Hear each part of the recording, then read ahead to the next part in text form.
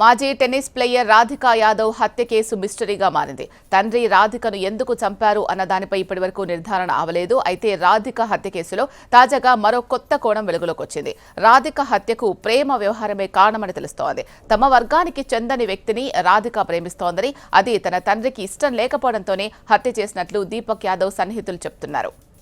ఇప్పటికే రాధిక హత్యకు సంబంధించి వివిధ రకాలుగా వార్తలు బయటకొచ్చాయి. తన సంపాదనపై తండ్రి ఆధారపడి బతుకుతున్నారంటూ కుమార్తె అవహేళన చేయడంతోనే దీపక్ యాదవ్ కూతుర్ని హత్య చేశాడు అనే ప్రచారం జరిగింది. ఆ తర్వాత రీల్స్ చేయడం కారణంగా హత్య చేసి ఉంటారనే వార్తలు కూడా చక్కర్లు కొట్టాయి. మరోవైపు రాధిక అకాడమీ నిర్వహించడం పైన తండ్రి కూతుర్ల మధ్య విభేదాలున్నాయి. దీపక్ యాదవ్ కు గురుగ్రామ్లో చాలా ఆస్తులు ఉండగా అద్దెలు కూడా వస్తాయి. ఈ కారణంగానే టెన్నిస్ అకాడమీ నడపాల్సిన అవసరం ఏముందని ఆయన కుమార్తెతో తరచూ వాదన పడుతూ ఉండేవారని సమాచారం. అయితే ఆ కుటుంబంతో పరిచయం ఉన్నవారు మాత్రం ఆ కథనాల్లో వాస్తవం లేదని చెబుతున్నారు.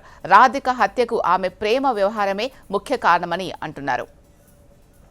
గురువారం రాధికా యాదవ్ గురుగ్రామ్లోని తన ఇంట్లో వంట చేస్తూ ఉండగా తండ్రి దీపక్ యాదవ్ వెనక నుంచి తుపాకీతో కాల్పులు జరపడంతో ప్రాణాలు కోల్పోయింది. రాధికా హత్య కేసులో దీపక్ యాదవ్ను శుక్రవారం కోర్టులో హాజరుపరచగా ఒకరోజు పోలీస్ కస్టడీకి న్యాయమూర్తి ఆదేశాలు జారీ చేశారు. ఈ కేసును అన్ని కోణాల్లో దర్యాప్తు చేస్తున్నామని, తుపాకీ కాల్పులు జరిగిన సమయంలో ఇంట్లోనే ఉన్న రాధిక తల్లి ఏం చేస్తున్నారు అన్నది కూడా విచారిస్తున్నట్లు గురుగ్రామ్ పోలీసులు తెలిపారు.